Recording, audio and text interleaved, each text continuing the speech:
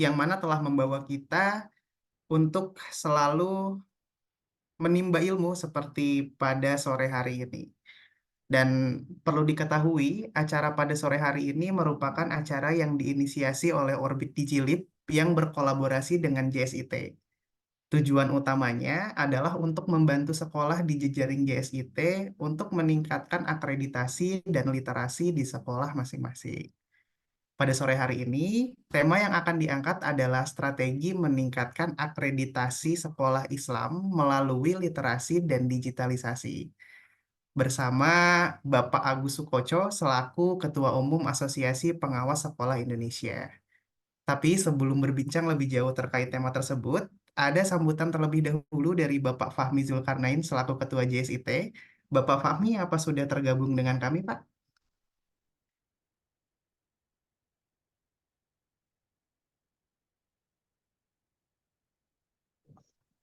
Yes. Assalamualaikum. Baik. Ya, Selamat sore, Assalamualaikum ya, Pak selamat Fahmi. sore. Mungkin langsung Ya, saja ya Pak, waktu baik. dan tempat kami persilahkan. Bismillahirrahmanirrahim. Assalamualaikum warahmatullahi wabarakatuh. Alhamdulillah Rabbil Alamin. Wassalatu wassalamu ala nabiyina Muhammadin wa ala alihi wa sahbihi ajma'in. Nama ba'du. Yang saya hormati Pak Zaki, eh, teman-teman dari eh, Orbit Lib, kemudian Pak Moderator ya, Pak Ahmad, wabil khusus Bapak narasumber, Bapak Dr. Sukoco, eh, dan rekan-rekan dari sekolah-sekolah yang menjadi anggota GSIT atau mitra dari GSIT. Di sini kami undang Bapak Kepala Sekolah dan Wakil Kepala Sekolah. Alhamdulillah pada sore hari ini ya di tanggal 1 Juni kita berkesempatan untuk mendapatkan satu materi yang luar biasa sangat bagus menurut saya untuk kemajuan sekolah, yaitu berbicara tentang literasi dan digitalisasi yang memang ini sangat menjadi isu yang penting ya, terkait juga nanti dengan bagaimana meningkatkan kualitas sekolah yang digambarkan dengan kegiatan akreditasi. Akreditasi ini adalah sebuah mekanisme yang dibuat oleh pemerintah untuk lebih memberikan standarisasi pendidikan sejauh mana pencapaian-pencapaian yang didapat oleh sekolah.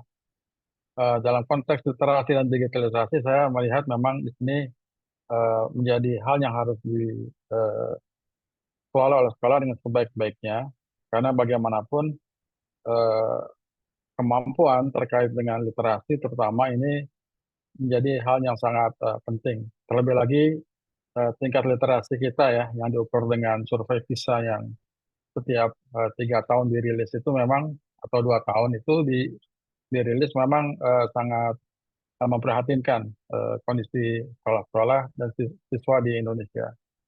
Eh, kita bahkan masih jauh di bawah negara-negara Asia Tenggara yang lainnya. Jadi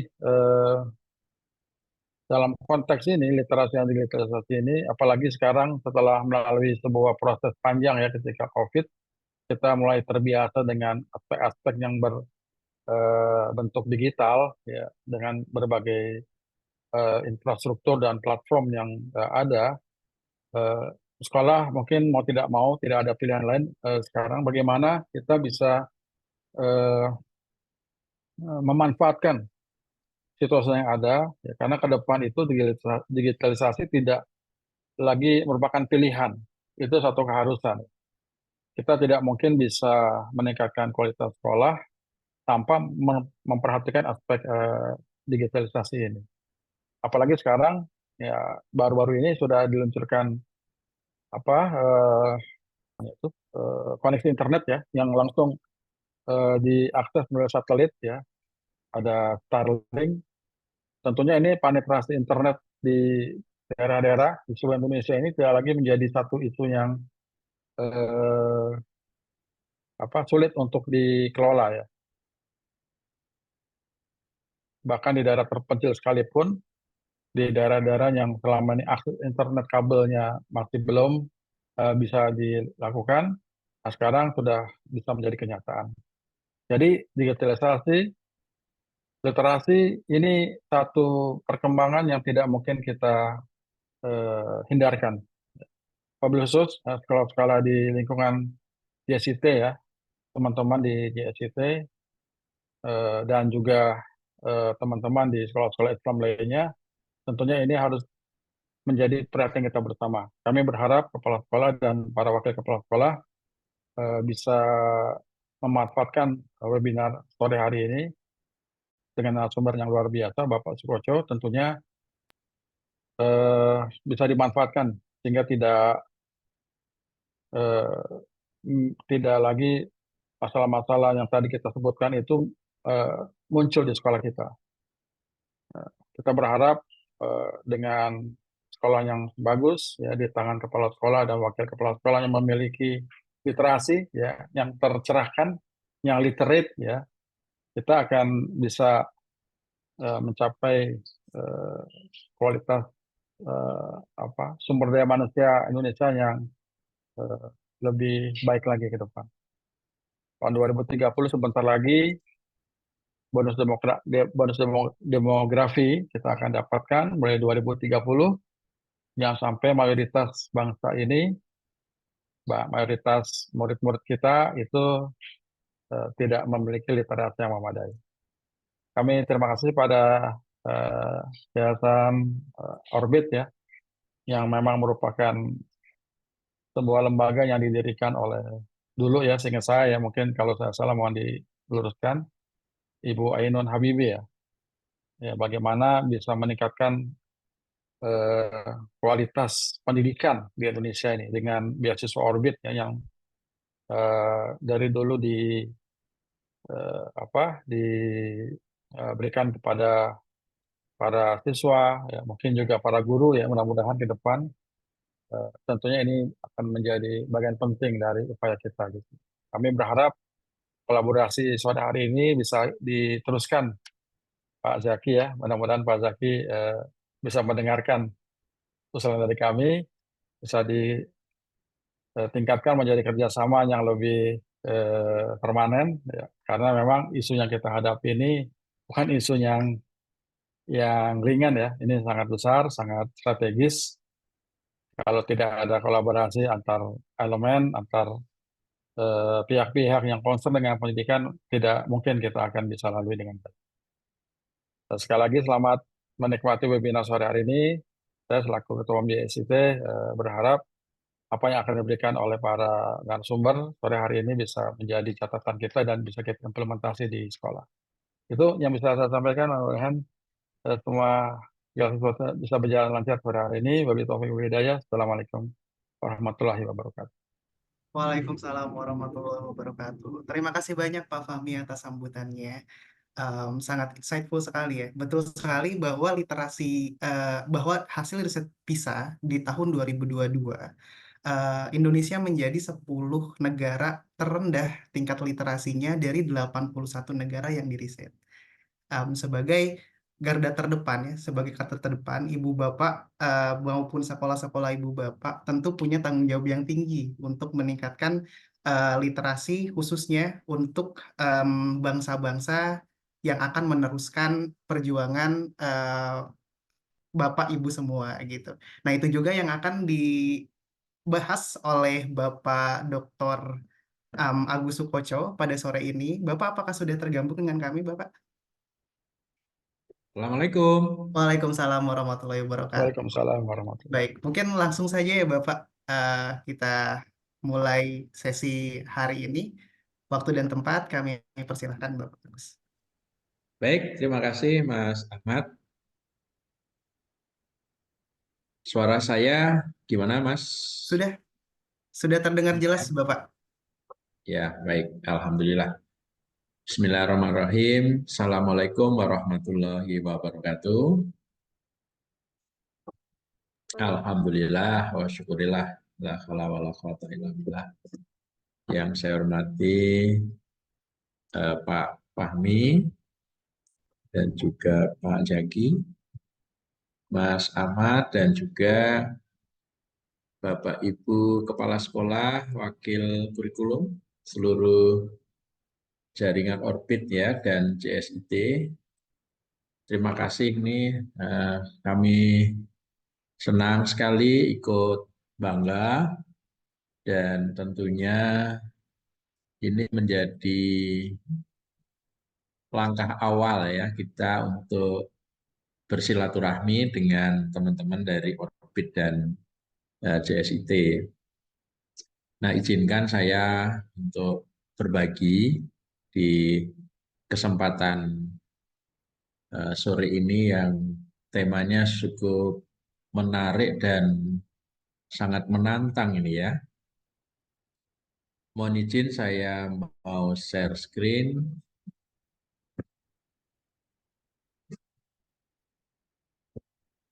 Mas Ahmad sudah terlihat? Sudah, Pak. Sudah terlihat jelas.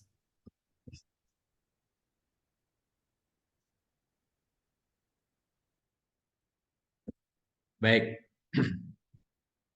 Jadi bermula dari undangan dari teman-teman dari Orbit ini bagaimana nih kita meningkatkan ya dalam rangka meningkatkan literasi, digitalisasi yang tentunya nanti bisa berdampak kepada sekolah yang berkualitas. Nah, ciri dari sekolah yang berkualitas itu tentunya ada ukuran-ukurannya ya.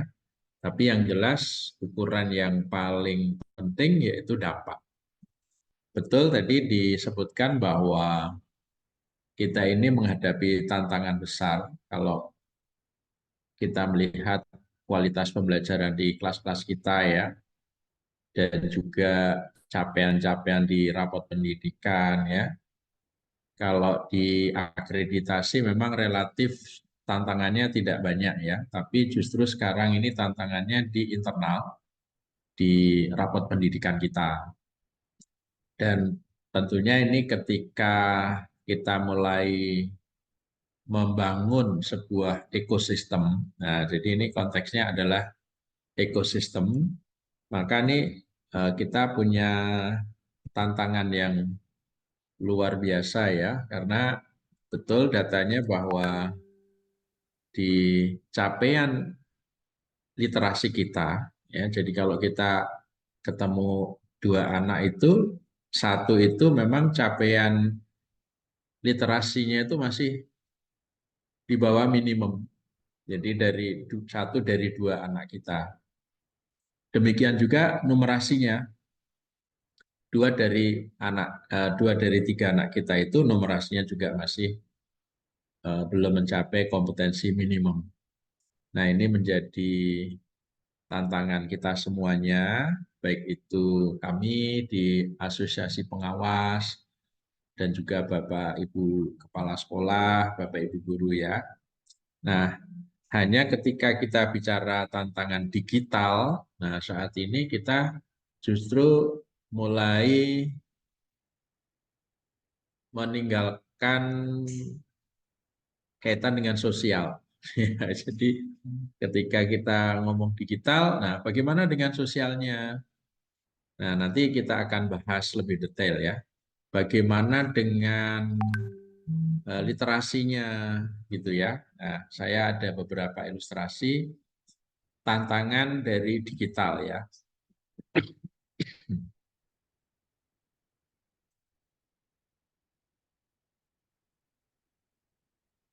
Jadi film ini memang bukan dari Indonesia ya, karena saya mencari film yang versi Indonesia yang Indonesia belum ketemu ya. Sir आपके लिए उस पार कार का इंतजाम किया है sir sir आइए सर ये चल चल जाओ बोला क्या बात करता है क्या ऊपर से जाएगा क्या ऊपर से जा जा गया main show I hate this country. कुछ करो ना. अब मैं वहां जाके क्या उखाड़ लूंगा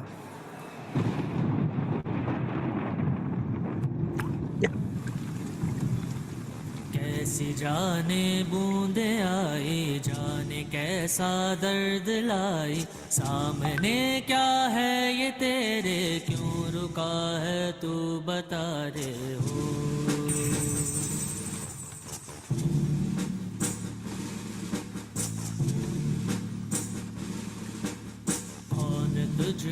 पार लेगा, कौन होगा वो मसीहा, वो जिसे तू ढूंढता है, वो ही है तू, तू वही है।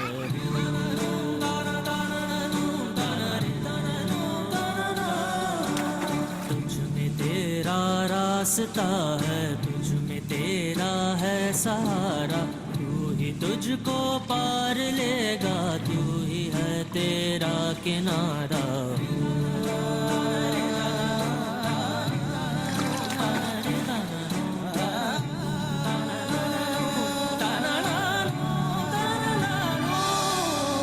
तुझ में तेरा रास्ता है, तुझ में तेरा है सहारा, तू ही तुझको पार लेगा, तू ही है तेरा किनारा। जिसे ढूंढता है तू ही रे, तू ही रे, तू ही रे तेरा मसीहा हो। Ya, jadi dalam konteks literasi ya, dalam konteks literasi kita punya tantangan yang sama ya. Tadi bahwa satu dari dua anak kita itu kompetensi literasinya itu masih di bawah minimum. Nah, ilustrasi film tadi itu menggambarkan bahwa ada sesuatu yang bisa kita ambil inspirasinya. Nah, kira-kira dalam konteks literasi, nah itu apa ya kira-kira ya? Bapak Ibu boleh menjawab lewat chat ya. Kita boleh dijawab. Kira-kira ilustrasi dari film tadi itu dalam konteks tantangan literasi kita yang tadi disebutkan ya datanya bahwa dari dua anak itu satu itu masih di bawah minimum, artinya 50% ya. Jadi kalau kita ketemu di anak-anak kita di sekolah ya 50 anak itu 25%-nya masih literasinya di bawah minimum. Nah, kira-kira kalau film tadi itu dalam konteks literasi menggambarkan apa kira-kira? Kita harus seperti apa ya tantangan dari literasi itu? Apa yang harus kita lakukan? Kalau melihat dari cerita film yang inspiratif ya menurut saya tadi. Boleh ditulis di chat ya, boleh dibacakan ya Mas Ahmad ya. Ini ada kepedulian, kerja bareng, membersamai anak ketika belajar, action, ya kecerdasan sosial, ya kerjasama, ya ada lagi dari literasi untuk problem solving, ya memfasilitasi ketika belajar, kerjasama, kepedulian, ya aplikasi, oke, ya.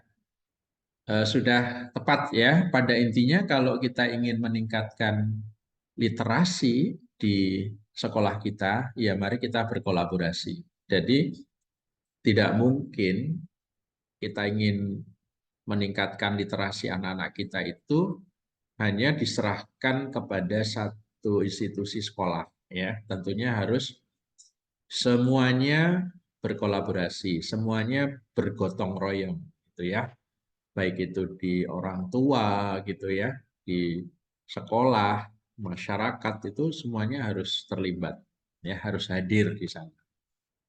Baik, jadi itu adalah pesannya ya. Nah sekarang saya akan membagikan video yang kedua ya.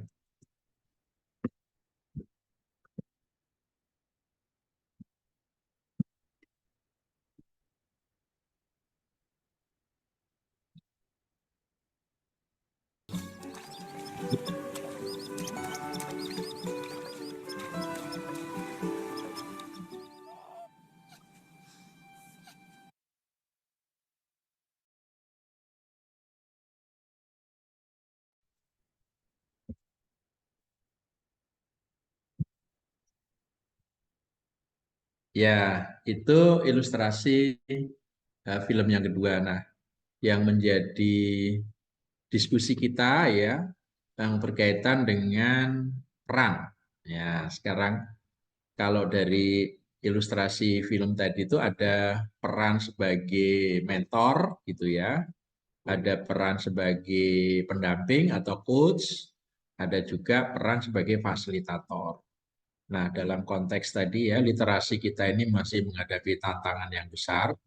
Nah, untuk itu kita perlu peran dari kita semuanya ya, baik itu Bapak Ibu guru, wakil kepala sekolah, pengawas sekolah, atau yayasan ya, atau orang tua, itu perlu masing-masing punya peran sehingga ketika kolaborasi, ketika kerjasama itu bisa mencapai yang kita inginkan. Tentunya kalau ada dua anak ya dua-duanya mencapai di atas kompetensi minimum dari literasinya, termasuk numerasinya. Nah, dari video itu bisa digambarkan bahwa ketika kita sebagai guru, kita juga berperan sebagai mentor, ya, pembimbing. Kalau Ki Hajar Dewantara itu kan engarso sum tulodo, ya, berarti di depan kita memberi contoh, di depan itu kita membimbing. Kemudian ing madya mangunkarso, di tengah itu kita membersamai, ya, ketika di tengah membersamai anak-anak kita, kemudian dalam bahasa sekarang itu adalah coaching, dan ketika tuturi handayani, ketika kita di belakang kita memberi penguatan-penguatan, ya. Jadi itu yang dilakukan oleh induk burung tadi, ya, oleh keong, oleh alam semesta, oleh ombak itu sudah menempa dia sehingga dia menemukan cara untuk bisa hidup, ya, dan bahkan itu bermanfaat bagi yang lain. Nah, ini harapan dari pendidikan kita, Bapak Ibu. Nah, untuk itu mari kita mulai kupas ya satu-satu. Mari kita mulai bahas yang terkait dengan ini ya. Nah, pertanyaannya adalah mengapa penting membangun ekosistem transformasi sekolah? Ini pertanyaan menarik ya. Nah, mengapa penting? Nah, Bapak Ibu boleh menjawab di chat ya. Mengapa penting membangun ekosistem transformasi sekolah? Jadi yang kita bangun itu ekosistem. Untuk itu diperlukan jangka waktu yang tidak hanya 1 tahun, 2 tahun, 3 tahun ya. Mudah-mudahan nanti ketika itu membangun ekosistem, itu ekosistemnya yang terus berlanjut ya, bukan peraturan-peraturannya, bukan kebijakannya, tapi ekosistemnya itu yang berlanjut terus. Nah, di dalam ekosistem tentu ada komponen-komponen ya. Nah, ya tentunya betul bahwa kita menghadapi tuntutan ya bahwa sekarang ini semuanya berubah. Sekarang ini dengan cepat sekali perubahan-perubahan yang kita hadapi ya. Kalau tidak berubah sudah kita ketahui ya. Dulu saya membayangkan ya punya HP Nokia ya, ada BlackBerry gitu. Wah, itu sekarang udah nggak ada. Kenapa? Karena tidak bertransformasi. Nah, tuntutan transformasi sekolah itu ada 5, namun nanti kita akan coba sederhanakan menjadi 3 saja ya, menjadi 3 tuntutan transformasi sekolah. Nah, intinya sebetulnya dari transformasi itu adalah yang yang membangun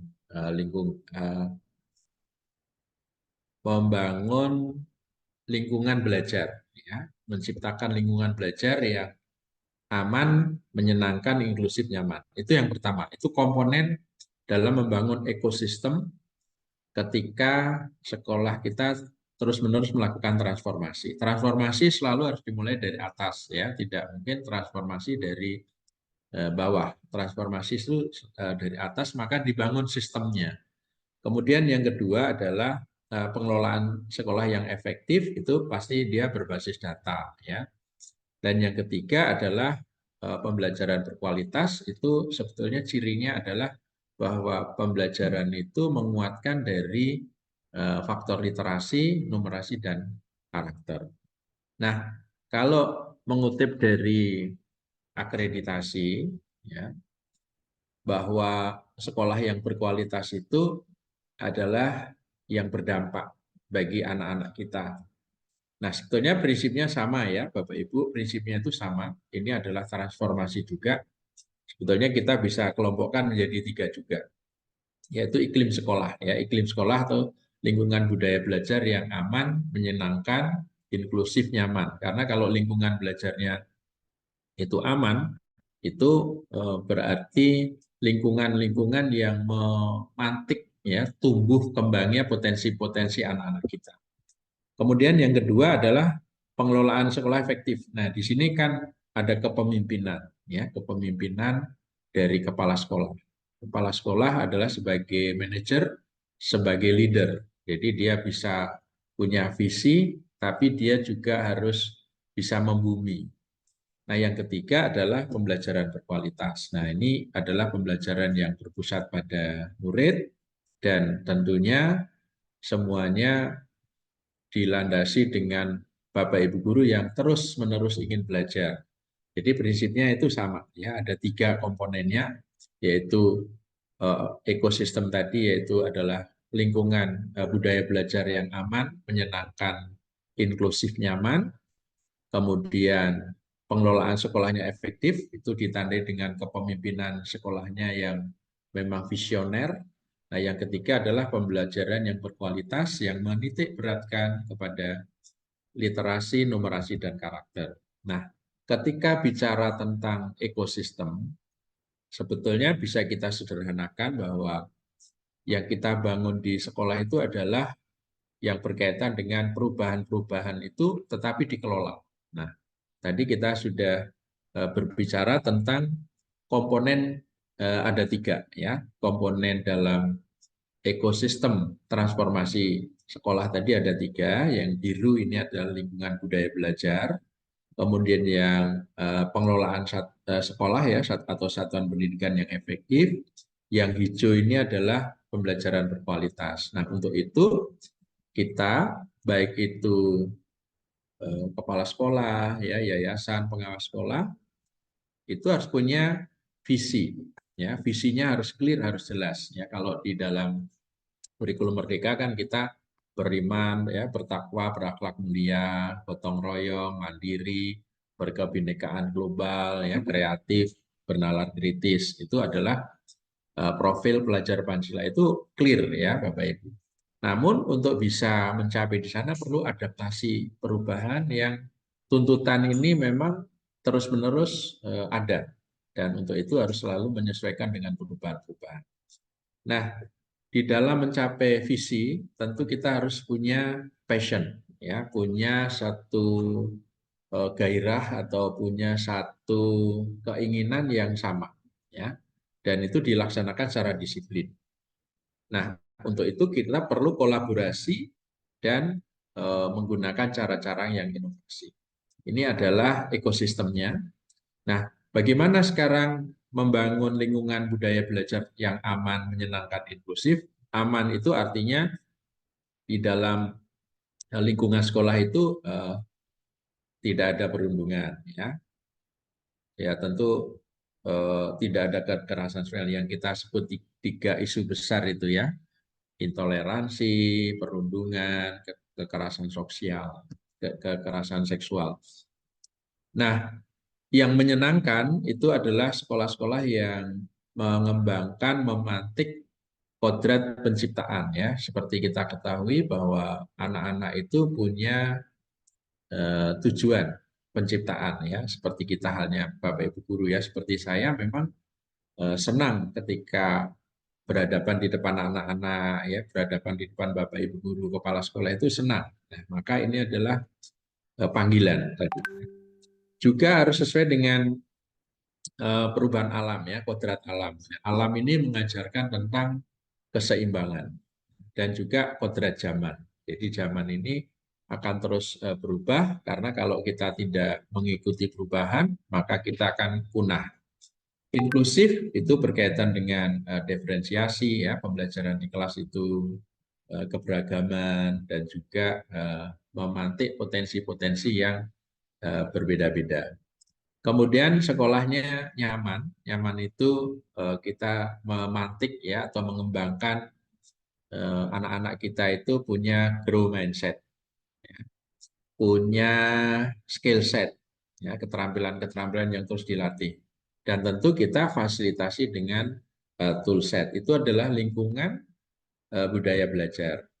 Nah, bagaimana dengan pengelolaan sekolah yang efektif? Nah, ini ada beberapa tahap ya. Kita dalam membuat sekolah itu efektif, tentunya kan ada perencanaannya, ada pelaksanaannya, ada evaluasinya, dan ada tindak lanjut. Nah, ketika kita bicara tentang perencanaan, itu harus disesuaikan dengan kondisi capaian-capaian sekolah pada saat ini. Ya, kita identifikasi, kita kumpulkan data-data capaian-capaian terkini. Kemudian kita lakukan refleksi, ya, tahapan mana yang perlu kita prioritaskan dibuat program, dan nanti kita lakukan pembenahan-pembenahan di dalam perencanaan yang kita sebut dengan RKAS. Nah, kemudian baru kita terapkan. Dalam penerapannya tentu ada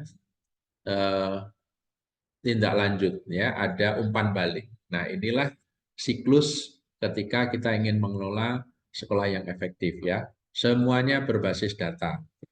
Nah, lalu yang kita sebut dengan transformasi pembelajaran berkualitas itu seperti apa? Ya, kita sepakat bahwa literasi itu kan ujungnya adalah bagaimana anak-anak itu senang, anak-anak itu happy. Ketika kita bicara belajar, itu pasti dimulai dari senang.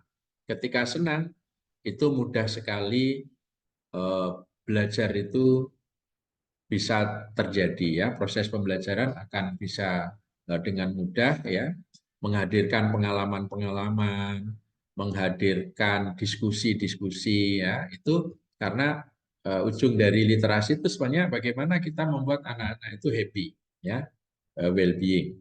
Kemudian yang kedua adalah numerasi. Sebetulnya ujung dari numerasi itu adalah bagaimana kita menjadi pribadi anak-anak yang wisdom, ya, yang bijak, yang bisa kemudian menentukan pilihan-pilihannya karena kita sudah punya literasi tadi.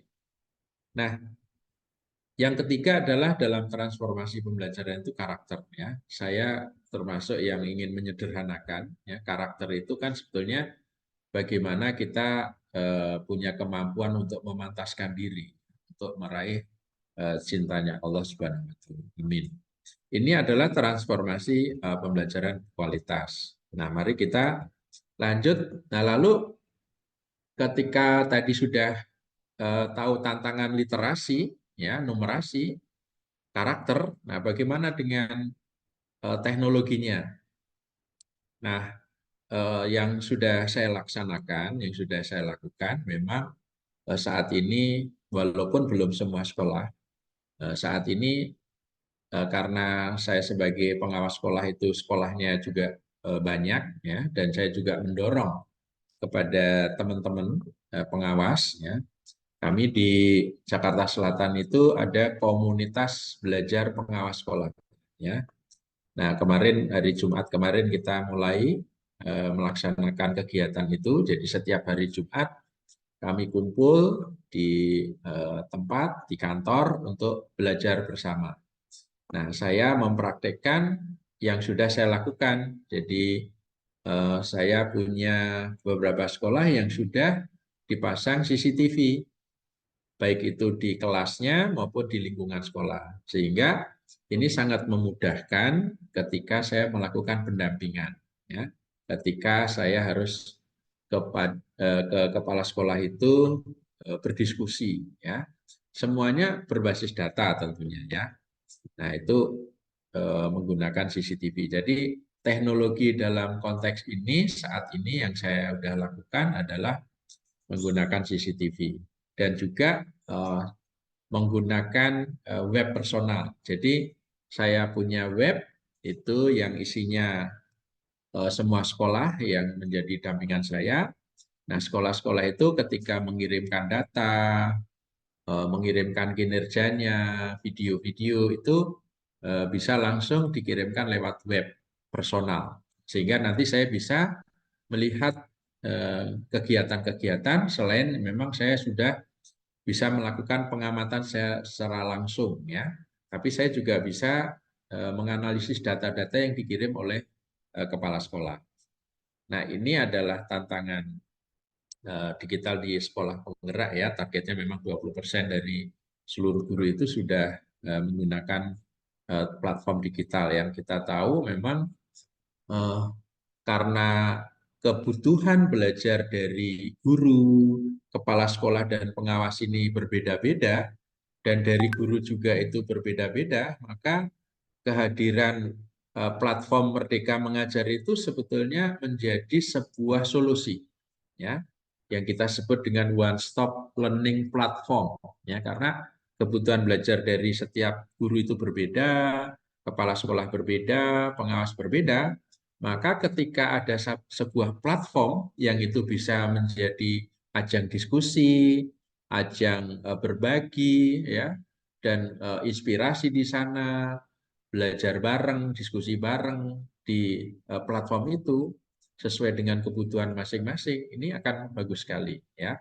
Dan bahkan sekarang kita sudah mengembangkan kepada pengelolaan kinerja guru, pengelolaan kinerja kepala sekolah, dan nanti ke depan ada pengelolaan kinerja pengawas sekolah. Nah, ini adalah sebuah teknologi digitalisasi yang menurut saya di era sekarang ini ada satu platform yang bisa memenuhi kebutuhan belajar di setiap masing-masing peran. Ya, ini adalah sangat membantu sekali ya.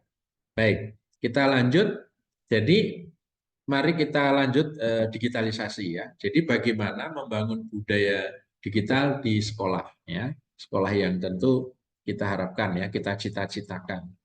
Sekolah yang memiliki ekosistem ya, transformasi yang terus berkembang, baik itu lingkungan budaya belajarnya yang tadi ya, aman, menyenangkan, inklusif, nyaman, dan juga pengelolaannya itu efektif karena semuanya berbasis data, transparan, ya, fleksibel, dan juga pembelajarannya berkualitas.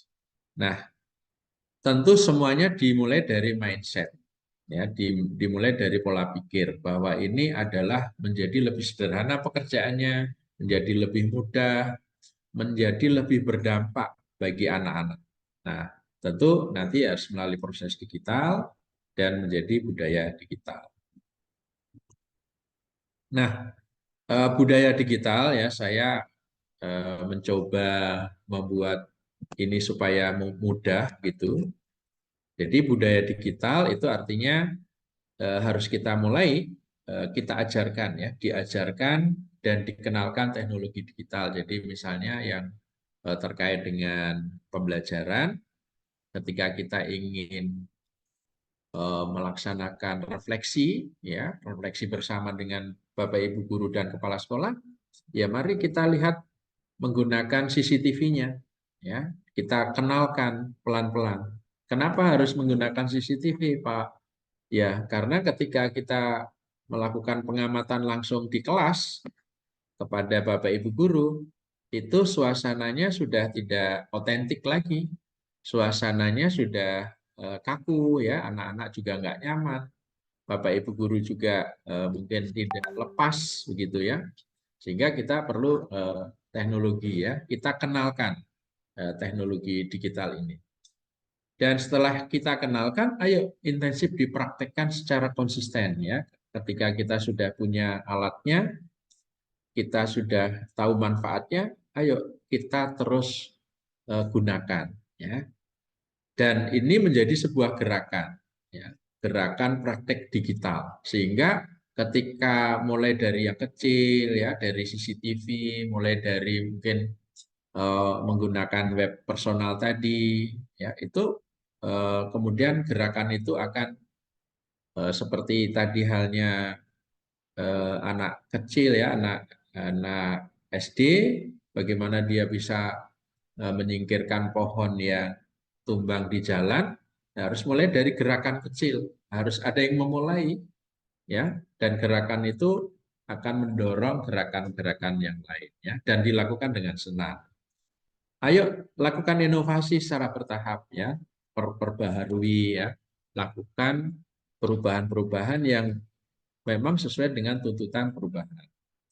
Dan T-nya terus-menerus melakukan inovasi sampai ke semua lini ya. Jadi mulai dari yang kecil, dari yang sederhana, tapi semua lini nanti akan terkena digitalisasi ya. Karena memang kita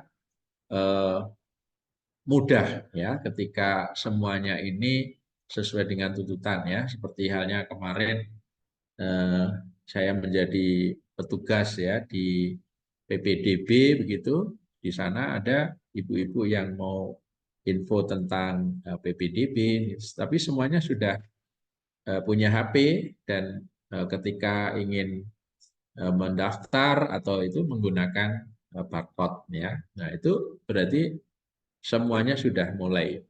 Kemudian adaptasi teknologi sesuai perkembangan. Jadi terus kita beradaptasi sehingga teknologi ini sesuai dengan kebutuhan di setiap sekolah. Dan akhirnya terbentuk lingkungan budaya digital. Inilah digital. Nah, maka perlu ada sebuah tahapan ya. Tadi ini saya kira sudah diajarkan intensif gerakannya. Tadi sudah kita sampaikan ya. Walaupun nanti secara diskusi teman-teman nanti kita pertajam ke sana. Nah, lalu bagaimana nih penerapan dari digitalisasi ini supaya itu bukan hanya semacam konsep, bukan hanya sebuah produk, ya, tapi itu adalah sebuah dampak. Nah, ketika kita bicara dampak, berarti kita bicara tentang strategi. Nah, ini ada kita sebut dengan OKR ya, Objective Key Result. Jadi contoh nih, misalnya penerapannya selama 3 bulan nih, dari bulan Juni sampai Agustus, saya di satu sekolah yang akan menerapkan 15 dari guru-guru saya itu nanti di dalam pembelajarannya itu berbasis digital ya. Entah itu menggunakan LMS, entah itu anak-anak nanti diberikan dulu materinya sehingga kayak semacam flip ya, flip classroom. Jadi anak-anak diberikan materinya lewat digital, nanti anak-anak membaca dulu, membahas dulu lewat proyek-proyek. Nah, nanti di kelas itu tidak ada lagi cerita tentang penyampaian materi. Ya, apalagi sekarang kita mengenal ada artificial intelligence, anak-anak sudah mengenal dan memahami, mendalami, bahkan sudah jauh. Maka Bapak Ibu guru sekarang tuntutannya adalah bagaimana lebih kreatif. Ya, anak-anak ditantang melalui proyek-proyek yang berbeda. Karena kalau hanya konten, hanya konsep, itu sudah dijawab oleh AI. Nah, ini misalnya tujuan pencapaian menjadi sekolah yang memiliki budaya digital mulai kepada 15 guru dalam pembelajaran. Ya. Nah, tahap pertama, bulan pertama itu 5 guru dulu. Ya, kita latih di komunitas belajar ya, itu di luar jam belajar apa saja yang perlu kita lakukan, misalnya menggunakan medianya, kemudian contoh-contoh videonya, prakteknya, yang semuanya itu sekarang sudah lengkap ya Bapak Ibu, ada di media massa, artinya di YouTube, ya, di IG, di AI itu sudah lengkap. Nah kemudian itu kita targetnya 5 guru itu 30 Juni itu sudah menerapkan program digitalisasi ini di kelas. Ya, nah nanti itu kita pantau ya melalui CCTV. Apakah dari 5 guru ini dalam 1 bulan ini sudah menerapkan. Ya. Nanti ada umpan balik, nanti ada tindak lanjut.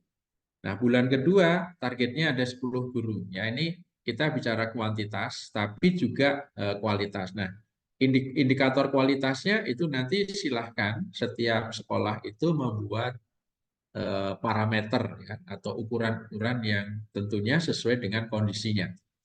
Nah, bulan ketiga nanti 15 guru. Nah, ini nanti semuanya terukur baik itu dari kuantitas maupun kualitas yang diharapkan. Tentu kalau kualitas ini harus ada kesepakatan-kesepakatan. Nah, strateginya bisa lokakarya, workshop, ya, ada FGD di komunitas belajar. Ini sebagai contoh saja supaya tidak berhenti hanya pada konsep ya, tapi harus diimplementasikan. Nah, lalu apa strateginya? Saya menawarkan menjadi strateginya adalah be fast ya.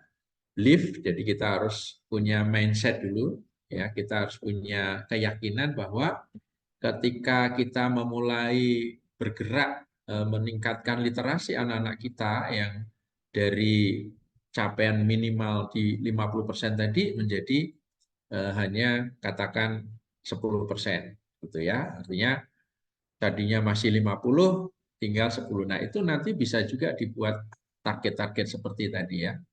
Exercise artinya latihan. Ya, ini berarti itu ngomongnya skill set ya, ada kompetensi, ada proficiency atau expert ya, secara teknis, kemampuan itu latihan, dilatih. Jadi BIFAS ini yang posisinya yang di tengah ini Bapak Ibu ya. Kita menjadi BIFAS itu karena kita punya mindset, punya skill set dan punya tool set ya. Nah, F-nya itu fatonah ya, cerdas. Artinya kita harus terus belajar.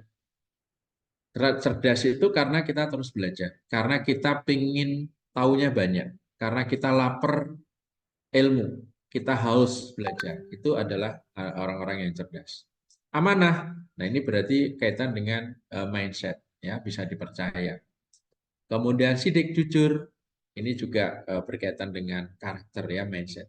Nah, komunikatif, ini berarti kaitan dengan skill set dan tool set. Nah, di tengah inilah puncaknya yang kita sebut dengan peak performance atau BIFAS tadi ya. Belief, exercise, patona, amanah, sidik, dan takbir. Oke, nah bagaimana membangun lingkungan? Jadi ada 3 komponen tadi yang aman, menyenangkan, inklusif ini nih. Saya punya sekolah pendampingan yang sudah berhasil ya membangun lingkungan budaya belajar yang aman, menyenangkan, inklusif. Nah, gaya kepemimpinannya saya mengamati itu menggunakan gaya KOI. Nah, KOI itu komunikatif, orkestratif, dan inovatif. Artinya segala sesuatu program itu selalu dikomunikasikan. Yang kedua, orkestratif, kita berhadapan pada guru yang punya karakteristik yang berbeda-beda, murid, orang tua. Tapi ketika kita bisa mengelola hal-hal yang berbeda itu, ya seperti halnya orkestrasi, maka itu akan menghasilkan sebuah sinergi. Nah, inovasi itu artinya kita selalu ingin berkembang, berubah ke hal-hal yang baru. Jadi ini kalau dulu di pengelolaan sekolah itu kan semuanya dengan dokumen ya, administratif. Nah, sekarang kita semuanya sudah menggunakan digitalisasi. Yang dulu evaluasinya beragam, kita sekarang menggunakan AN. Mengukur banyak hal, kita pada hasil belajar, ya, literasi numerasi. Jadi ini adalah pengelolaan sekolah yang BIFAS, ya, fleksibel, efektif, efisien, akuntabel, dan transparan. Nah, ini sebetulnya yang kedua tadi ya, komponen tentang pengelolaan sekolah yang efektif. Nah, bagaimana membangun sistemnya yang kita sebut dengan pengelolaan sekolah efektif yang BIFAS tadi? Ya, dari tahapan-tahapan ini akan menghasilkan sebuah kinerja. Tentu kinerja itu dibentuk dari sebuah kompetensi yang mulai dari mindset, ada skill set dan tool set tadi ya. Nah, hasilnya produknya adalah sebuah kinerja. Sederhananya adalah kinerja itu yang hubungannya dengan kompetensi ya. Ketika saya kemarin dalam perjalanan ya, karena dari Malang ke Jogja ya, saya pernah melaksanakan kegiatan di Malang sampai malam sehingga tidak ada lagi kereta api, tidak ada lagi pesawat. Sehingga saya harus memesan travel gitu dari Jogja jam 10 malam ya, 9:30 malam. Itu karena paginya itu harus sudah ada di Jogja. Nah, kemudian hanya ada satu pilihan, yaitu nyewa travel. Nah, travelnya itu kemudian pengemudi, ya, katakan namanya Pak Badi, itu menghubungi, Pak, saya udah ada di sini, komunikatif sekali, ya, komunikatif sekali, dan juga selalu menginfokan, ya, saya sudah menunggu di lobi dan seterusnya. Nah, kemudian dalam perjalanan saya sampaikan, saya ada di Jogja itu sebelum jam 4 pagi, karena saya jam 8 pagi harus sudah ada di kegiatan gitu ya.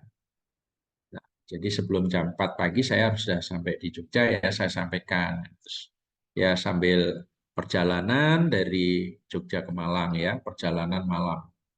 Karena dalam perjalanan itu adalah Pak Badi ini juga mengendarai mobilnya itu dengan sangat ahli gitu ya, pelan, halus, tapi juga kadang-kadang tidak terasa bahwa ternyata saya bisa tidur, ya, semalaman itu tidur. Nah, sampai di Jogja itu jam 3 pagi, jam 3 pagi. Nah, ekspektasinya kan memang sebelum jam 4. Nah, ternyata dia sebelum jam 3 pagi itu udah nyampe. Nah, inilah yang disebut dengan kinerja. Jadi ketika saya mencapai tujuan, ya, ekspektasinya kan jam 4. Nah, ternyata dia sebelum jam 3 udah sampai. Berarti kinerjanya ini adalah di atas ekspektasi. Nah, lalu kaitan dengan kompetensinya gimana? Kompetensi dari Mas Badi, ya, yang mengantarkan saya ini adalah ketika dia mengendarai kendaraannya, kecepatannya, ketika berbelok, ya, ketika harus menyalip, ketika dia harus istirahat, itu adalah kompetensi. Jadi itu berkaitan dengan strategi-strategi dia. Itu ya. Nah, lalu konteksnya guru gimana? Sama, ya. Bapak Ibu guru ketika di kelas kan punya tujuan, ya, tujuan pembelajaran. Ketika anak-anaknya itu sangat menyenangi, nyaman, ya, belajarnya sangat antusias dan menikmati, itu adalah kompetensinya Bapak Ibu guru. Itu ya, itu strategi. Itulah bedanya. Nah, ini adalah terus-menerus kita kembangkan, maka menjadi guru yang asik, ya. Kalau kepala sekolah yang komunikatif, orkestratif, dan yang kalau guru yang asik. Nah, seperti ini. Guru yang asik adalah guru yang mencapai tujuan pembelajarannya. Ya, dia karena selalu beradaptasi dengan perubahan, ya, dia mengetahui karakter anak-anak, dia punya sikap positif dan inspiratif dan kreatif. Dan setiap guru punya asiknya masing-masing, ya, sehingga guru-guru kita itu asik dan unik. Nah, tentu berbeda, ya, antara guru yang satu dengan guru yang inilah BIFAS yang kaitan dengan pembelajaran berkualitas. Awalnya ceramah, ya silahkan, nggak apa-apa, ya, tapi ketika kita beri umpan balik, ya kemudian ditambah, ayo dikembangkan menjadi membaca. Kembangkan lagi, berikan menggunakan audiovisual, karena kita bicara kompetensi, ya harus terus dikembangkan. Untuk apa? Untuk mencapai kinerja, untuk mencapai tujuan dari pembelajaran, yaitu pembelajaran yang asik, ya, yang menyenangkan, yang berdampak tentunya, ya, bukan hanya pembelajaran yang hanya menyampaikan materi, hanya memberikan materi, itu sebatas pada output. Nah, ketika harus berangkat juga ke outcome, berarti setelah memberikan materi, anak-anak itu kan mengalami perubahan-perubahan, baik itu wawasannya, keterampilannya, pengetahuannya, sikapnya, nilai-nilai, itu outcome. Nah, ketika anak-anak itu kemudian mempraktekkan nilai-nilai itu, pemahaman baru itu, keterampilan baru itu adalah dampak. Nah, ujung dari seorang guru yang asik adalah yang berdampak kepada karakternya, literasinya, numerasinya. Seperti itu ya teman-teman, sampai kepada demonstrasi, berdiskusi, praktek, dan ketika anak-anak berhasil mengajarkan pada ngajari teman-temannya, itulah yang kita harapkan.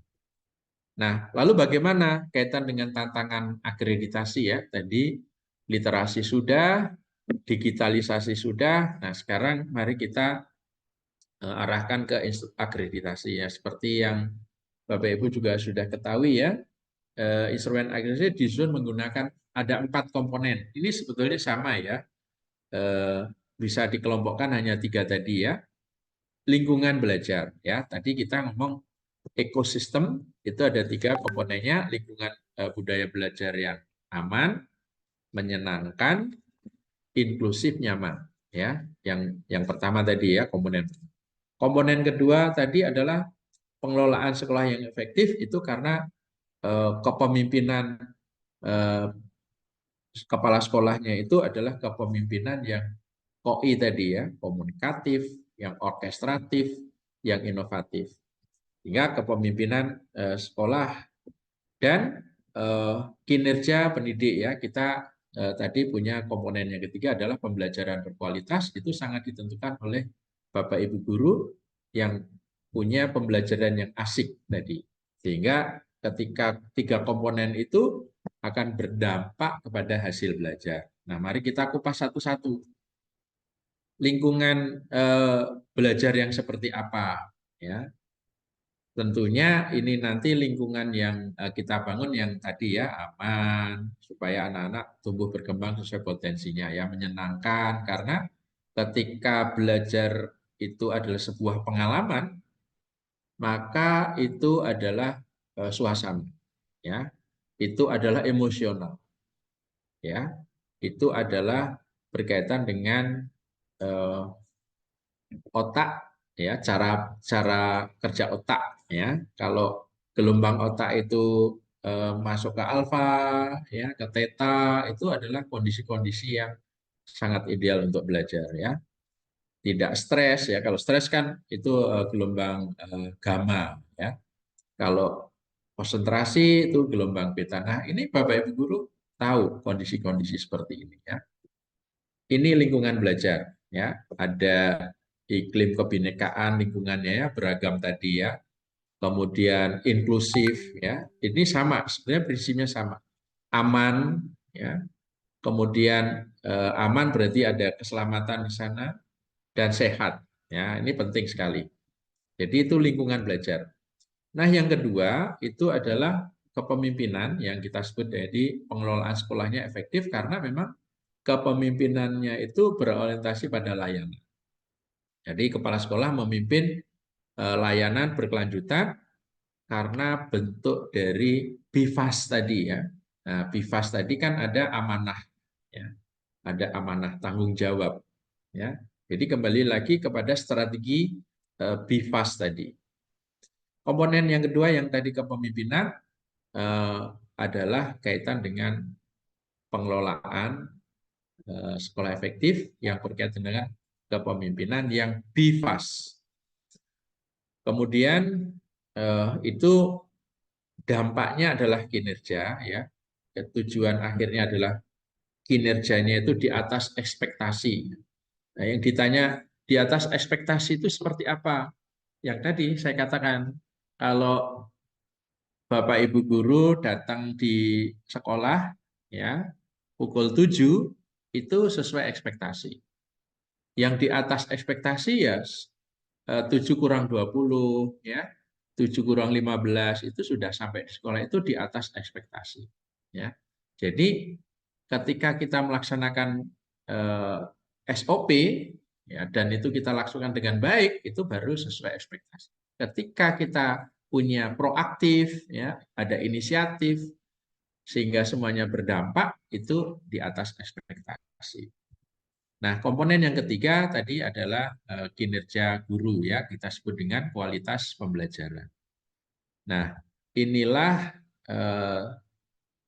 yang terkait dengan akreditasi ke depan ya, pada umumnya juga membangun ekosistem. Jadi ada 3 tadi komponennya. Strateginya BIFAS tadi. Nah, hasil belajar itu sekarang diukur kalau di SMK itu kan literasi numerasinya ya. Nah, kalau di dasar menengah umum Dan ini tidak ada ya, artinya hasil belajar itu nanti dilihatnya dari asesmen nasional, rapot pendidikan yang dicapainya. Nah, lalu bagaimana pola kerjanya tadi ya, karena peran kepala sekolah ini sangat penting, yang komunikatif, orkestratif, dan inovatif tadi, dalam membangun ekosistem transformasi sekolah berkualitas, ada 3 tadi ya, budaya belajar, pengelola sekolah, transformasi, diimplementasikan melalui rencana kerja. Rencana kerja dipraktekkan atau diimplementasikan, nah kan ada hasil. Hasilnya nanti dievaluasi. Kalau hasilnya itu sesuai dengan target-target, maka targetnya dinaikkan. Ya. Ini selalu 3 bulan, Bapak Ibu ya. Kita menggunakan OKR, Objective Key Result. Jadi melihatnya ini selama 3 bulan, 3 bulan. Jadi kalau kita punya target 1 tahun, itu dipecah menjadi 3 bulan, 3 bulan, 3 bulan. Supaya apa? Supaya ada mudah melihat umpan baliknya. Kalau misalnya belum tercapai, apa yang kurang ya? Nah, kita lakukan refleksi. Nah, seperti itu, ini siklusnya terus-menerus, sehingga ketika belajar di komunitas belajar, ya, ini pertemuan refleksi di komunitas belajar itu ada pengamatan, ada umpan balik, ya, itu siklusnya selama 3 bulan. Nah, apa saja menu-menu nih dalam pertemuan di komunitas belajar? Ya, ada training, coaching, mentoring, sesuai dengan umpan balik yang ada di sekolah. Terima kasih. Assalamualaikum warahmatullahi wabarakatuh. Waalaikumsalam warahmatullahi wabarakatuh. Terima kasih banyak pada Bapak Dr. Agus Koco atas pemaparannya. Dan alhamdulillah ya Pak Agus sudah tercerahkan nih dengan pemaparan tadi dari mulai berbicara mengenai literasi dan juga digitalisasi beserta tahapannya ya Bapak ya. Dan juga tentu saja ini sangat mendorong peningkatan akreditasi di sekolah khususnya untuk sekolah Islam terpadu juga. Nah, mungkin dari pemaparan Bapak Agus Sukoco ada yang ingin ditanyakan oleh para peserta, boleh diaktifkan fitur raise hand-nya. Nanti aku pilih untuk izin berbicara. Silakan mungkin Bapak Ibu ada pertanyaan.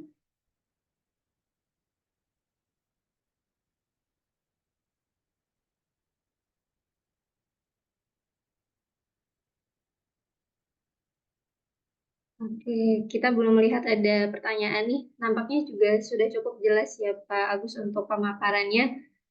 Jika memang Bapak Ibu ada yang ingin bertanya tapi tidak bisa on mic, silakan bisa juga di kolom chat untuk pertanyaannya.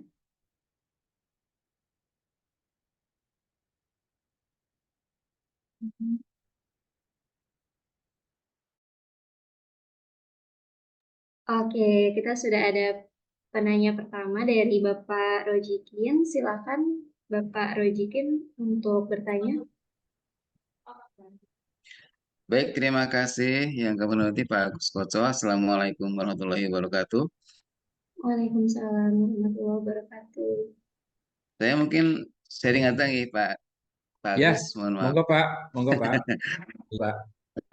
Saya pernah kepada anak-anak, karena saya melihat anak-anak literasinya sangat rendah sekali, kemudian saya dalam tanda petik ya mewajibkan kepada anak untuk membaca buku apapun. Saya bilang, anak silakan baca buku kecuali komik ya, apapun, buku apa, tapi bukan buku pelajaran. Baca buku apapun kecuali komik. Dan saya evaluasi itu Pak Agus. Setiap hari saya tulis tuh, misalkan si Ahmad, kamu berapa halaman kemarin? Tuh kan. Saya tulis tuh sekian halaman. Saya kompetisikan itu. Siapa yang paling banyak halamannya di akhir bulan, nah, dapat reward begitu. Nah, ternyata ini sangat efektif sekali Pak Agus. Saya setelah program ini selesai, kemudian ada WA dari orang tua, Pak Rojikin gara-gara Pak Rojikin katanya anak saya jadi kutu buku, gitu.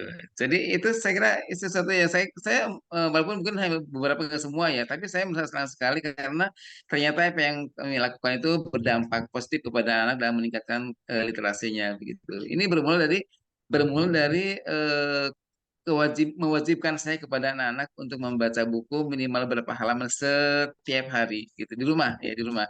Dan setiap pagi anak melaporkan kepada saya berapa halaman dan saya percaya saja gitu kepada anak-anak.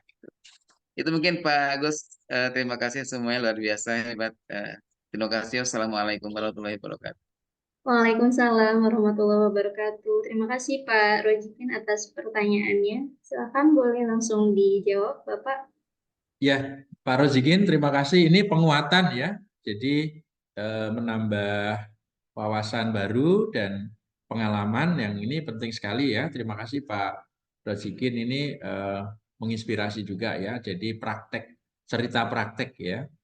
Apa yang sudah dilakukan. Dan memang betul Pak, pertama-tama lingkungan tentunya ya. Lingkungan kita itulah yang akan membentuk kita ya. Kalau dulu kita ingat ya, waktu kita masih kecil ya, SD, SMP itu orang tua kita ini di meja-mejanya itu dihamparkan apa? Apakah bacaan-bacaan ya? Kalau saya orang Jawa ya, orang Solo, dulu bapak saya itu selalu ngasih penyebar semangat itu Pak. Koran ya, koran penyebar semangat itu. Itu selalu kita baca itu. Dan itu ternyata membentuk literasi ya. Jadi memang kebiasaan dari kecil gitu itu penting sekali. Tapi memang penting ya Bapak Ibu jangan kemudian juga terjebak kepada hal-hal yang hanya di luar gitu ya, hal yang hanya.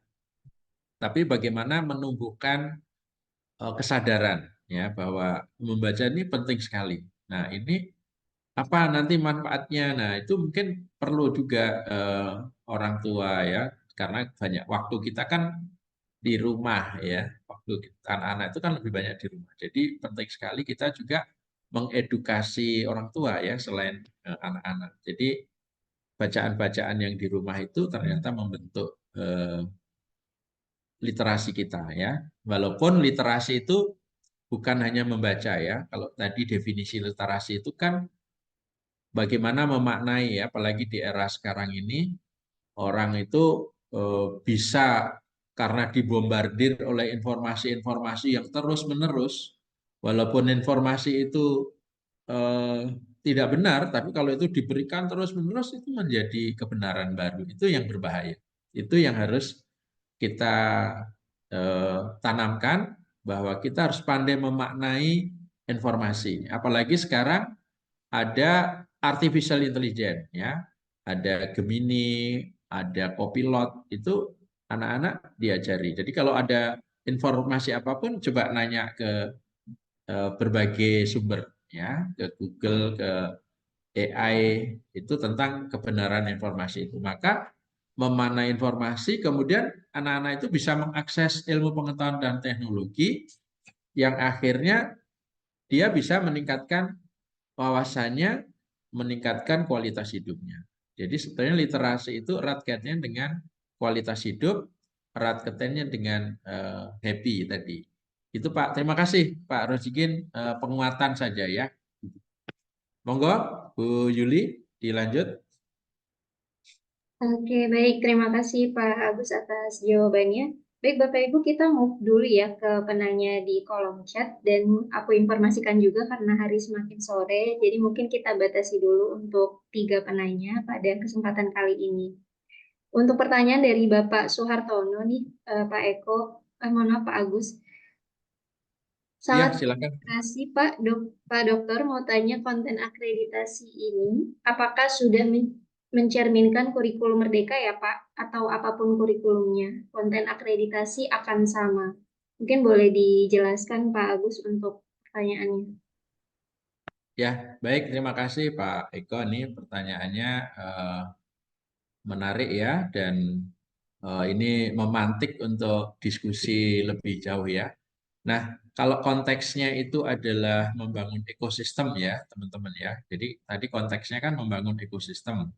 Nah, ekosistem tadi kan ada 3 komponen yang itu juga menurut saya itu kurikulum apapun sama komponen 3 itu ya, lingkungan belajar di sekolah itu, pengelolaan sekolah yang kaitan dengan kepemimpinan kepala sekolah, dan pembelajaran di kelas yang kaitan dengan kinerja guru.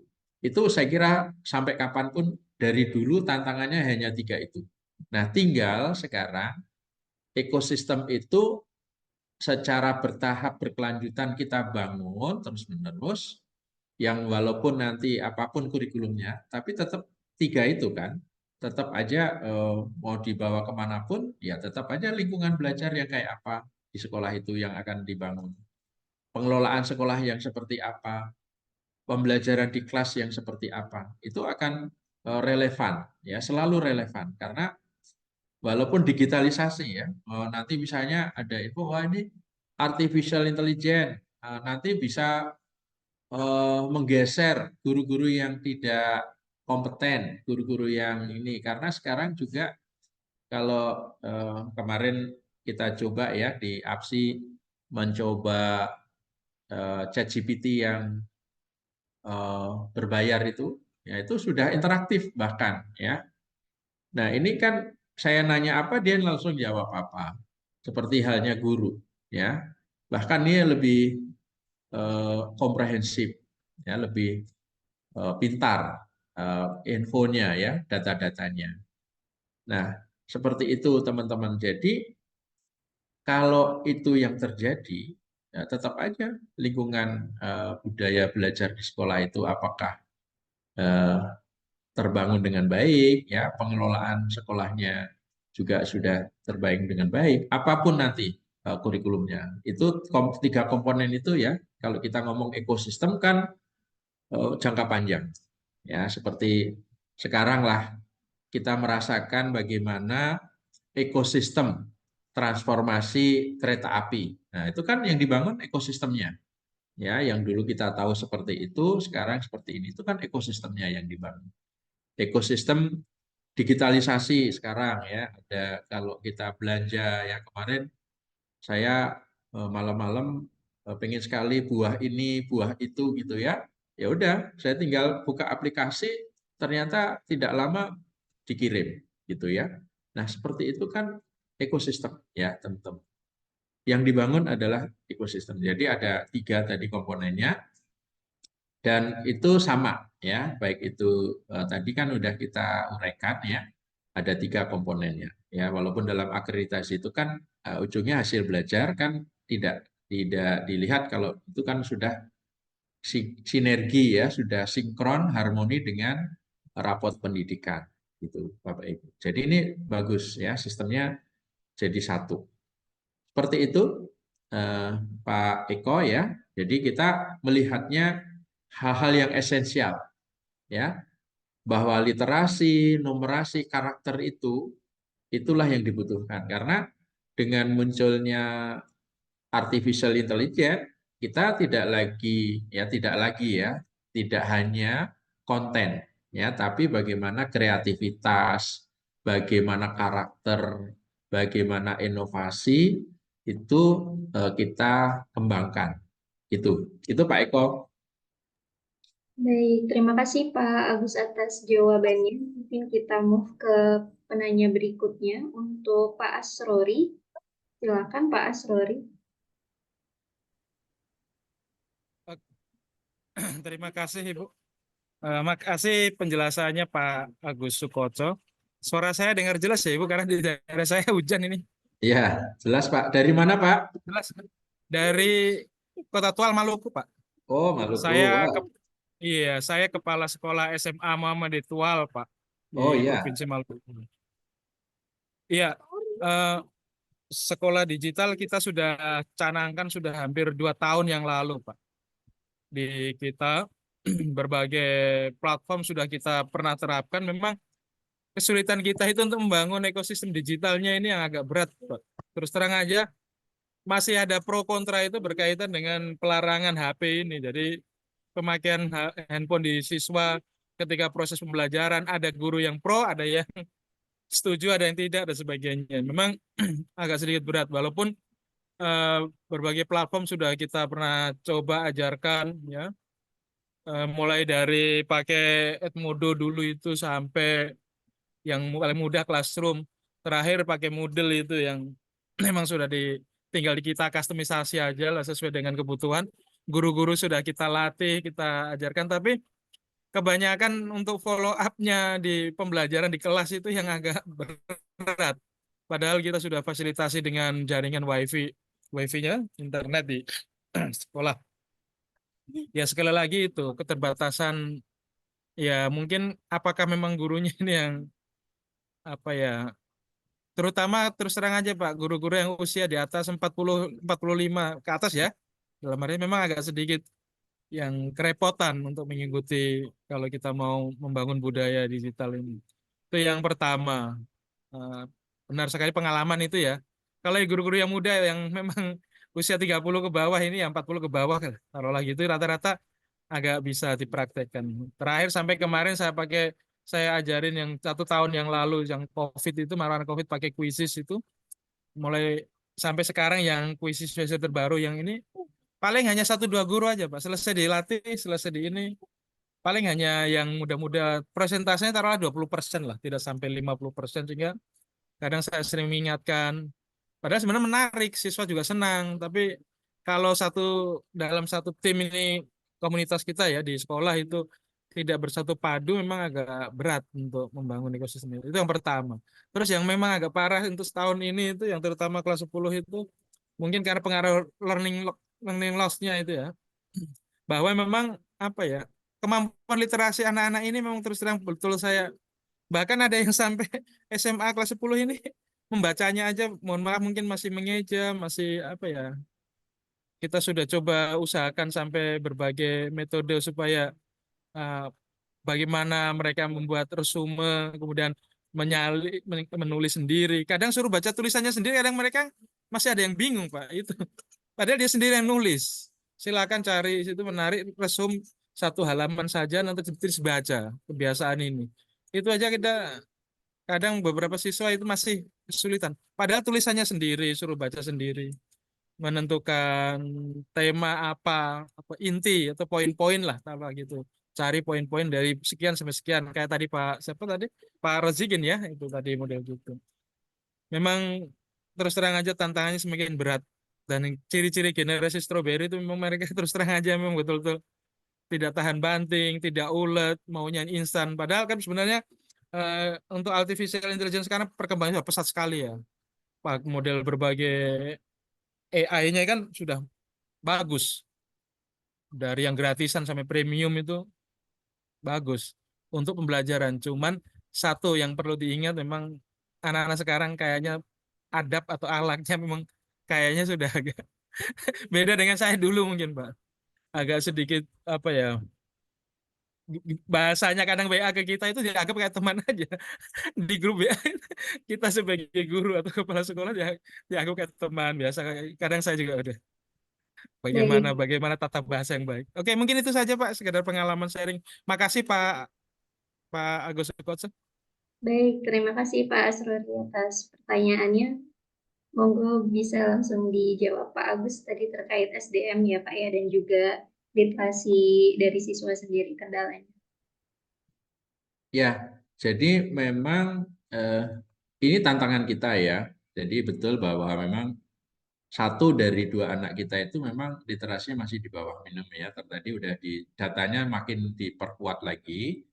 Dan yang terpenting lalu apa yang harus kita lakukan. Dan kita tidak boleh juga putus asa. Kita juga tidak boleh kemudian menjudge gitu ya.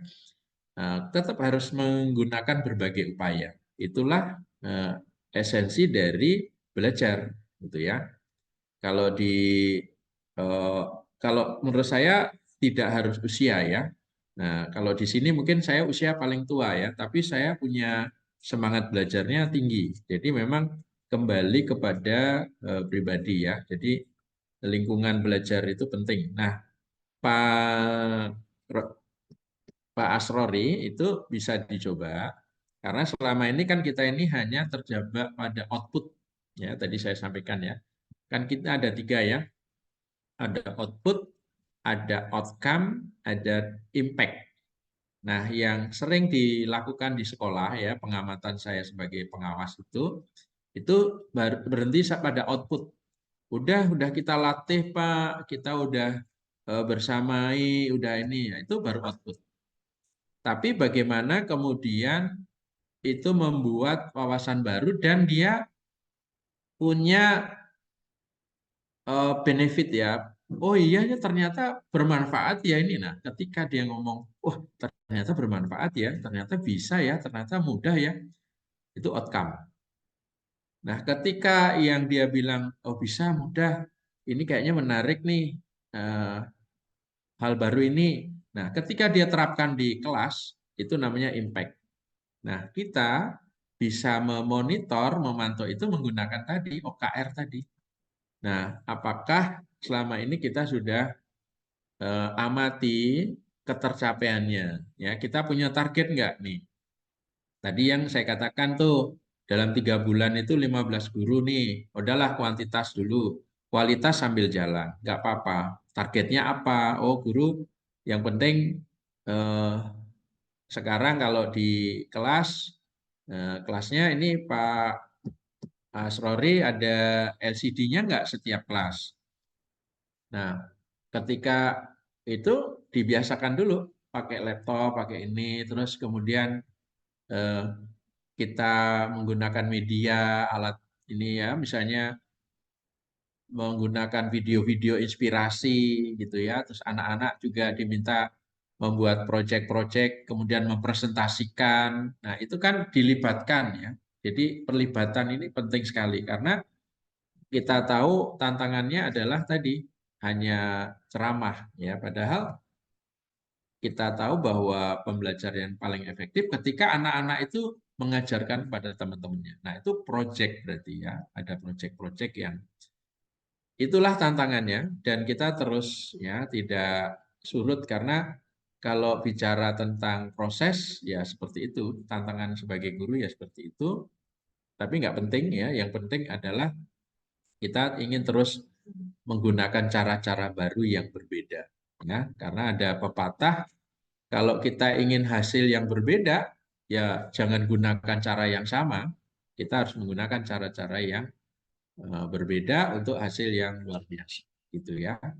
Gitu. Jadi ini menguatkan juga dan boleh dicoba OKR ya. OKR tadi objektif key result. Jadi target 3 bulan apa? Nah, nanti diukur tuh 1 bulan gimana? Di mana? Di komunitas belajar. Ya. Kalau ini dibudayakan karena ada beberapa sekolah yang ketika memulai itu ya tertatih-tatih. Tapi kalau itu terus-menerus dilakukan secara rutin, ya, bertahap, berkelanjutan, itulah yang kita sebut dengan ekosistem. Itu Mbak Yuli.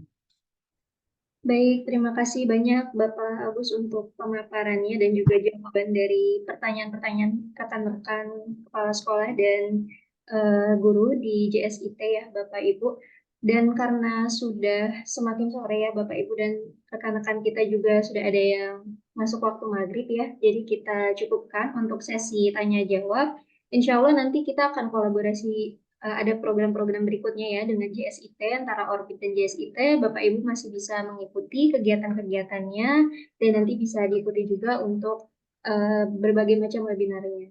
Saya ucapkan terima kasih banyak Pak Agus untuk hari ini, luar biasa menarik sekali. Yang awalnya mungkin kita tidak tahu ya Pak ya harus melakukan apa dulu gitu ya untuk mengembangkan mindset dan juga tadi sampai ada beberapa komponen yang perlu diperhatikan juga dari skill set, tool set dan juga step by step-nya ya Pak ya, bagaimana sekolah bisa untuk mengembangkan sekolah yang berkualitas, pembelajarannya, dan berbagai aspek yang perlu dikembangkan sehingga sampai pada titik digitalisasi dan juga literasi yang maksimal. Dan tentu saja hal tersebut bisa mendorong akreditasi sekolah. Kita jadi tercerahkan sekali Pak dengan pemaparan tadi dan saya harap juga Bapak Ibu di sini bisa menyimak dengan seksama dan nanti juga kita insya Allah bisa share ya Pak ya materi hari ini kepada Bapak Ibu supaya bisa dipelajari kembali.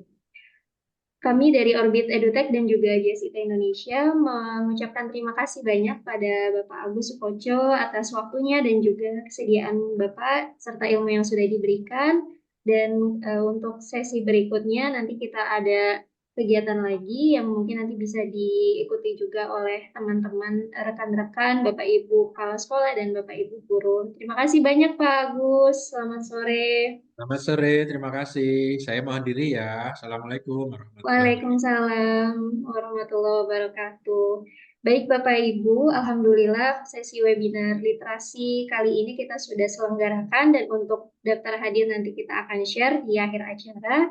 Namun sebelum itu kami dari tim Orbit EduTech ingin menyampaikan bahwa kami dari Orbit EduTech selaku warisan dari almarhum Ibu Ainun Habibi dan juga Bapak B.J. Habibie mengucapkan terima kasih dan juga kami ingin menyampaikan kepada Bapak Ibu bahwa kami bergerak di bidang pendidikan dan tentunya kita punya visi yang sama, ingin meningkatkan kualitas pendidikan di Indonesia dengan berbagai program yang tentu saja kita rutin adakan ya Bapak Ibu. Salah satunya adalah webinar literasi dan juga tentu saja untuk literasi sendiri kita punya salah satu produk ya Bapak Ibu untuk bisa meningkatkan minat membaca siswa di sekolah. Mungkin saya share untuk video yang bisa Bapak Ibu lihat.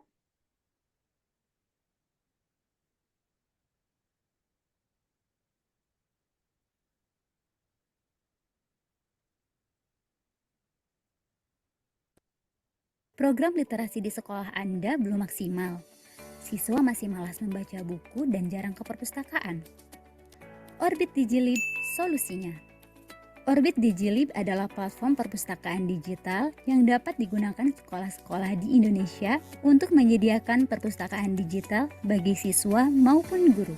Dengan Orbit Digilib, siswa lebih tertarik untuk membaca karena bisa meminjam atau menyewa buku-buku digital dengan beragam tema yang menarik dimanapun dan kapanpun. Orbit Digilib juga dapat dipersonalisasi sesuai identitas sekolah Anda yang dilengkapi dashboard pustakawan untuk pengelolaan perpustakaan digital sekolah. Tak hanya itu, sekolah mitra berkesempatan menjadi bagian dari jejaring perpustakaan Habibie Ainun dengan berbagai program peningkatan literasi, seperti diskusi buku, pelatihan, hingga penerbitan buku digital karya siswa dan guru. Tentu saja, aplikasi ini sesuai dengan kebijakan kurikulum merdeka yang mendorong peningkatan literasi siswa. Mari tingkatkan literasi siswa bersama Orbit Digilib. Baik Bapak Ibu, video barusan kita sampaikan bahwa kami memiliki Orbit Digilib adalah sebuah platform perpustakaan digital yang bisa digunakan oleh sekolah untuk menyediakan perpustakaan digital bagi siswa-siswanya.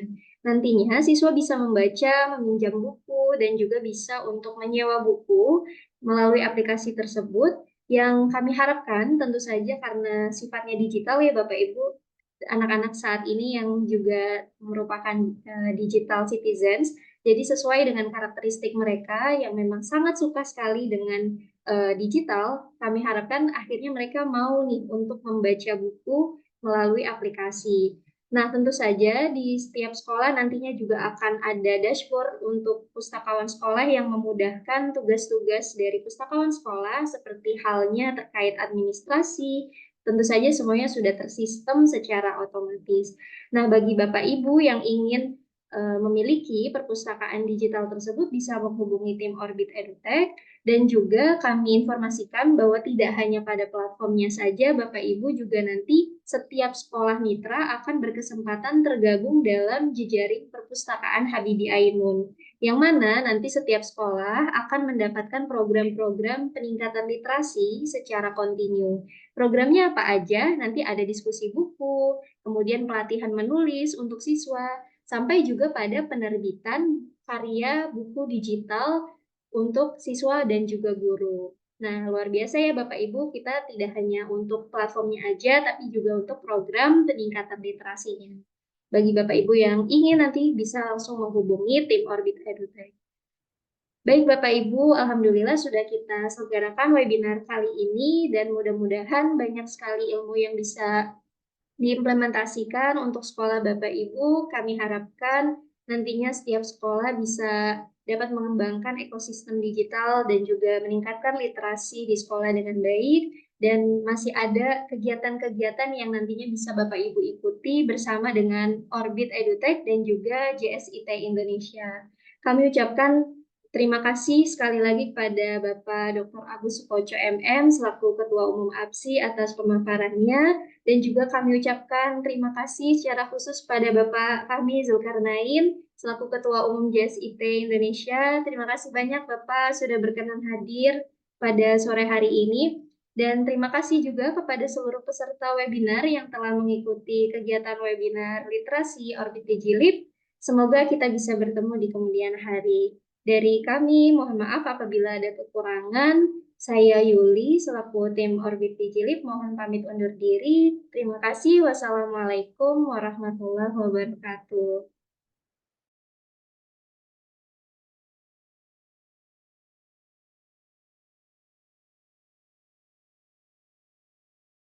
Linknya tidak bisa dibuka, Bu. Program literasi di sekolah Anda belum maksimal. Siswa masih malas membaca buku dan jarang ke perpustakaan. Orbit Digilib solusinya. Orbit Digilib adalah platform perpustakaan digital yang dapat digunakan sekolah-sekolah di Indonesia untuk menyediakan perpustakaan digital bagi siswa maupun guru. Dengan Orbit Digilib, siswa lebih tertarik untuk membaca karena bisa meminjam atau menyewa buku-buku digital dengan beragam tema yang menarik dimanapun dan kapanpun. Orbit Digilib juga dapat dipersonalisasi sesuai identitas sekolah Anda yang dilengkapi dashboard pustakawan untuk pengelolaan perpustakaan digital sekolah. Tak hanya itu, sekolah mitra berkesempatan menjadi bagian dari jejaring perpustakaan Habibie Ainun dengan berbagai program peningkatan literasi, seperti diskusi buku, pelatihan, hingga penerbitan buku digital karya siswa dan guru. Tentu saja, aplikasi ini sesuai dengan kebijakan kurikulum merdeka yang mendorong peningkatan literasi siswa. Mari tingkatkan literasi siswa bersama Orbit Digilib.